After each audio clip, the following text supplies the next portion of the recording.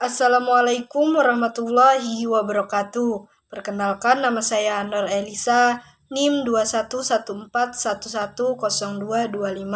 Prodi Perbankan Syariah kelas 1A, Fakultas Ekonomi dan Bisnis Islam. Di sini saya akan mempresentasikan artikel saya yang berjudul Keberadaan Bank Syariah dalam Tata Hukum Nasional.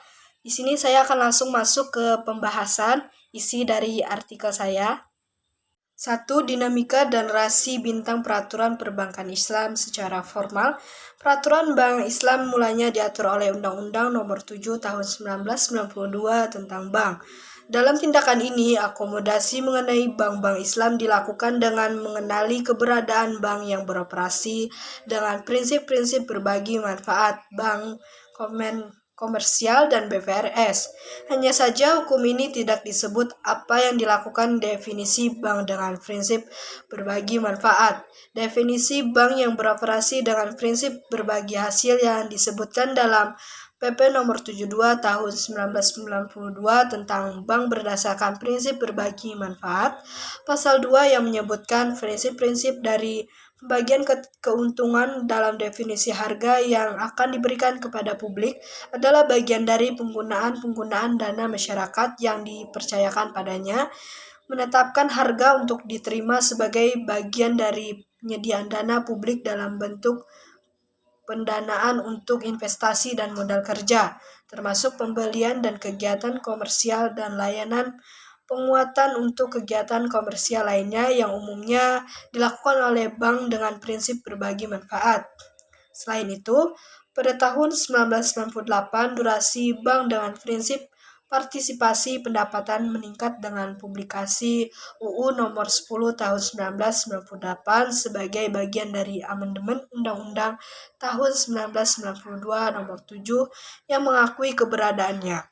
Bank Islam dan konvensional bank dan memungkinkan bank konvensional untuk membuka cabang.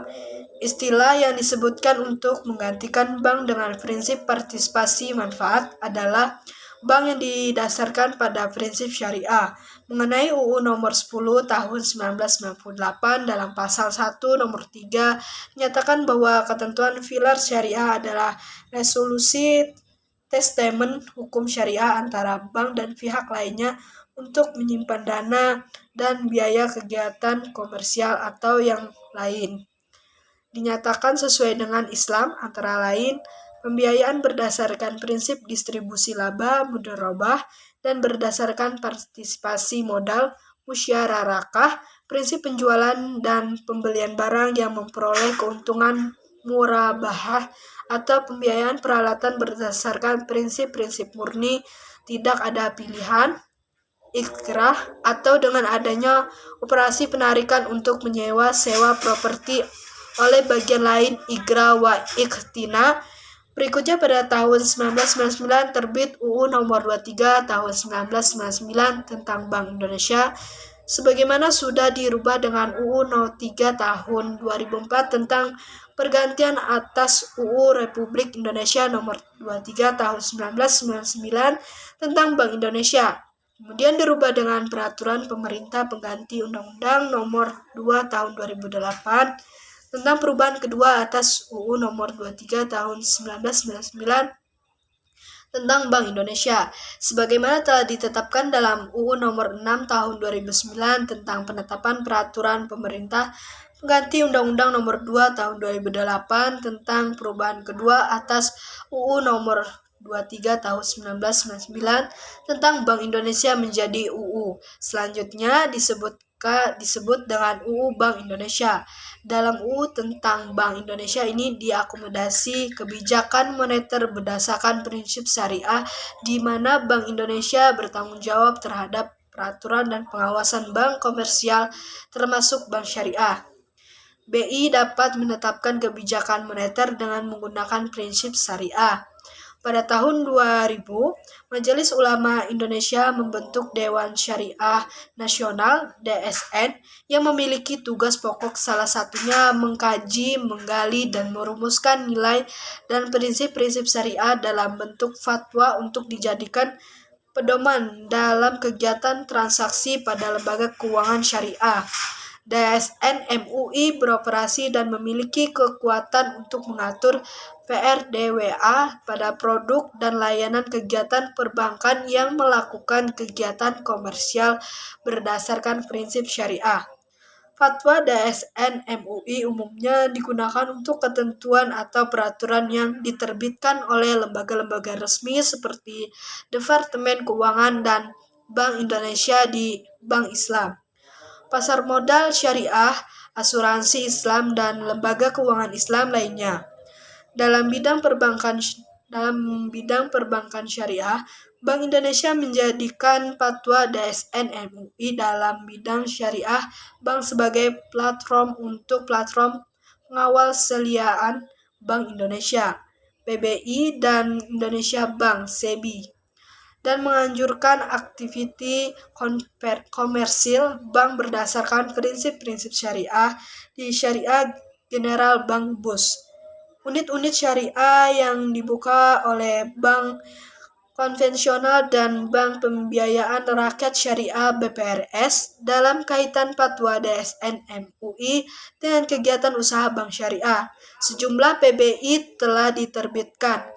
Ketentuan mengenai bank umum yang melaksanakan kegiatan usaha berdasarkan prinsip syariah diatur dalam PBI nomor 6/24/PBI/2004 yang mewajibkan adanya Dewan Pengawas Syariah (DPS) dalam setiap bank syariah yang bertugas mengawasi penerapan syariah dalam kegiatan usaha bank.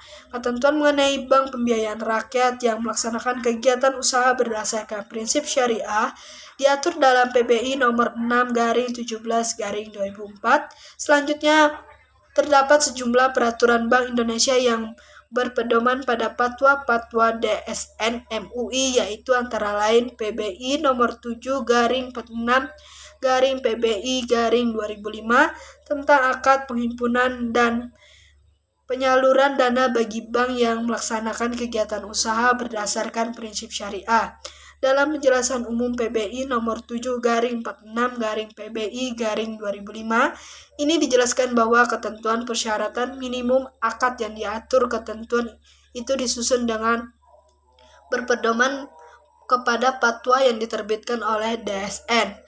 PBI nomor 7/47/PBI/2005 dan PBI nomor 8/3/PBI/2005, UU nomor 21 tahun 2008 tentang perbankan syariah selanjutnya disebut dengan UU Perbankan Syariah disahkan. Istilah yang digunakan dari sebelumnya bank berdasarkan prinsip syariah diubah dengan istilah bank syariah. Terdapat dua bentuk bank yang menjalankan prinsip syariah dalam UU ini, yaitu BUS dan BPRS. Definisi prinsip syariah dalam UU nomor 21 tahun 2008 berbeda dengan pengertian yang disebutkan dalam UU nomor 10 tahun 1998.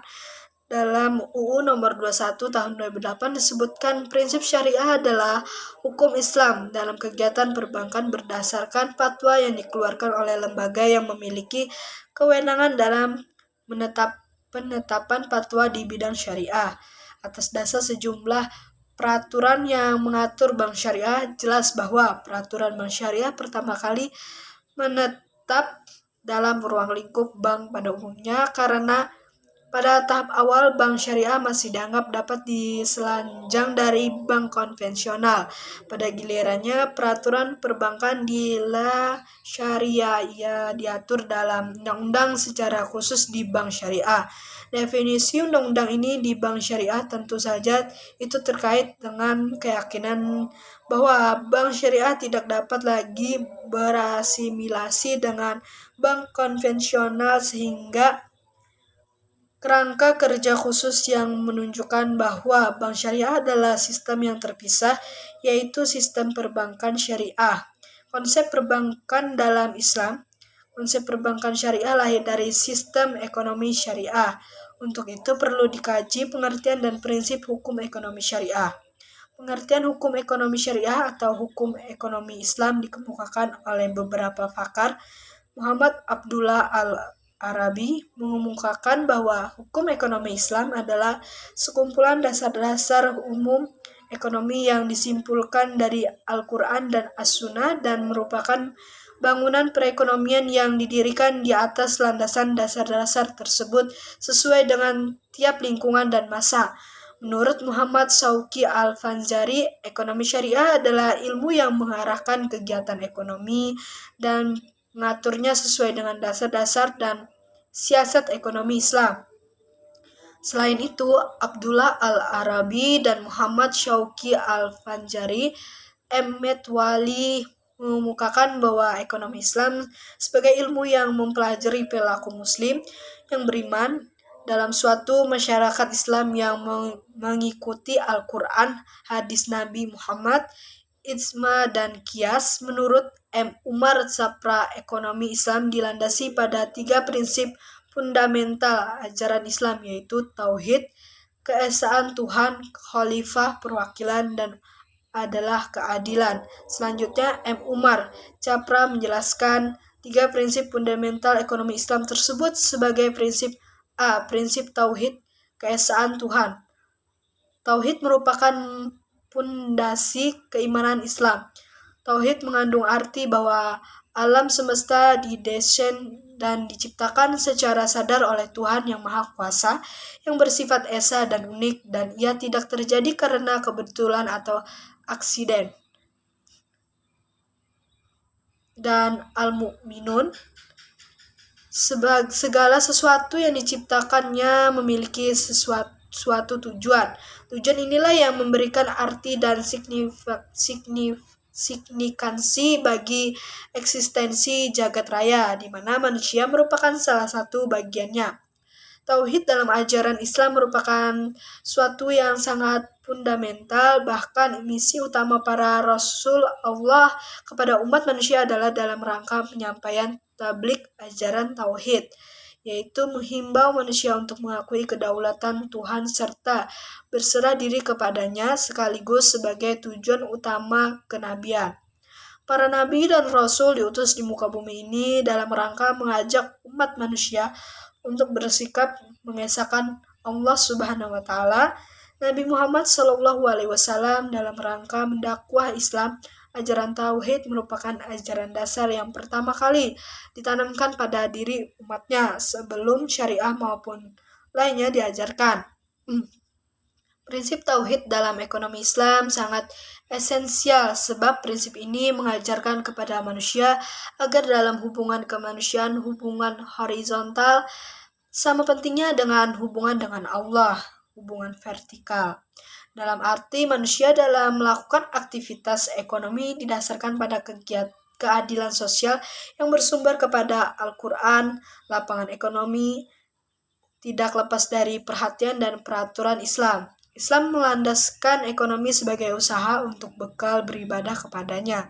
Dengan kata lain, tujuan usaha dalam Islam tidak semata-mata untuk mencapai keuntungan atau kepuasan materi dan kepentingan diri sendiri, tetapi juga kepuasan spiritual yang berkaitan erat dengan kepuasan sosial atau masyarakat luas. Dengan demikian, yang menjadi landasan ekonomi Islam adalah tauhid ilahiyah. Menurut Rahmat Syafi'i, Islam tidak mengekang berbagai praktik perekonomian umatnya atau melarang umatnya untuk kaya. Pada prinsipnya, Islam sangat menganjurkan umatnya untuk hidup makmur. Bahkan Nabi Muhammad menyatakan bahwa seorang mukmin yang kuat dalam ilmu, kekayaan, dan lain-lain lebih dicintai oleh Allah Subhanahu wa taala daripada seorang mukmin yang lemah. B. Prinsip perwakilan, khilafah. Manusia merupakan khilafah, wakil Tuhan di muka bumi. Manusia sudah dibekali dengan seluruh ciri mental serta spiritual dan materi buat memungkinkannya hidup serta mengembangkan misi secara efisien. Dalam kerangka khalifahnya, dia leluasa serta sanggup berpikir serta menalar, buat memilah yang mana baik dan yang mana kurang baik, jujur atau tidak, serta mengganti keadaan kehidupan warga serta ekspedisi sejarahnya. Bila dia berkehendak demikian, manusia wajib melaksanakan ketentuan serta hukum-hukum yang sudah diresmikan donatur. Kedudukan manusia sebagai Khilafah bisa dilihat di bermacam ayat Al-Quran, semacam di surah Al-Baqarah ayat 2 surah ke-30, surah Al-An'am ayat 6 ke 165, Fatir surah ayat ke-35 ke-39, Syad serta Al-Hadis. Untuk menunjang tugas tersebut, manusia diberi keahlian serta kemampuan selain sumber perangkat keras yang disediakan yang memungkinkan Anda untuk secara efektif mendapatkan aplikasi misi. C. Prinsip ketelitian menurut Hot Umar Chapra.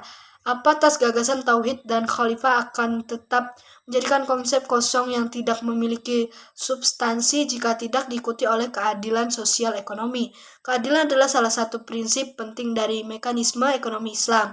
Hak dalam perekonomian tidak hanya didasarkan pada ayat-ayat Al-Quran atau sunnah dari Rasul, tetapi juga sifat ujian hukum alam dibuat atas dasar prinsip keseimbangan dan keadilan.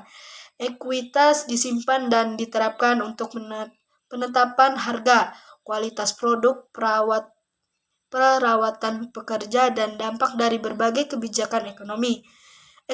Eksekusi keadilan dan memberantas bentuk diskriminasi telah ditekankan oleh Al-Quran. Bahkan salah satu tujuan utama perjanjian kenabian terdiri dari penerapan keadilan. Bahkan menurut Umar Chapra, dilihat dari aspek-aspek Islam, Al-Quran menempatkan keadilan sama dengan kebajikan dan kesalehan.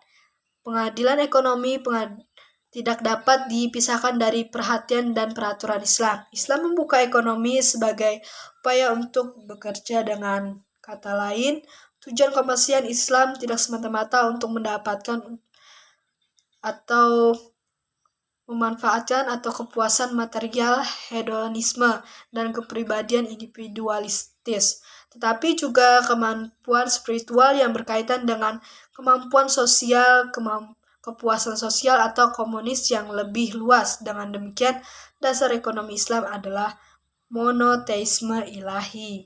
Sekian pembahasan materi artikel saya. Wassalamualaikum warahmatullahi wabarakatuh.